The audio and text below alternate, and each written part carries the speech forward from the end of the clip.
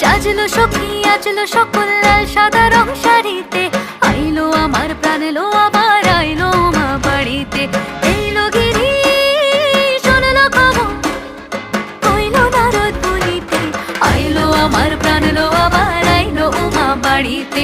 আইলো আমার প্রাণ এলো আবার আইলো মা বাড়িতে, আইলো আমার প্রাণ এলো আবার আইলো মা বাড়িতে।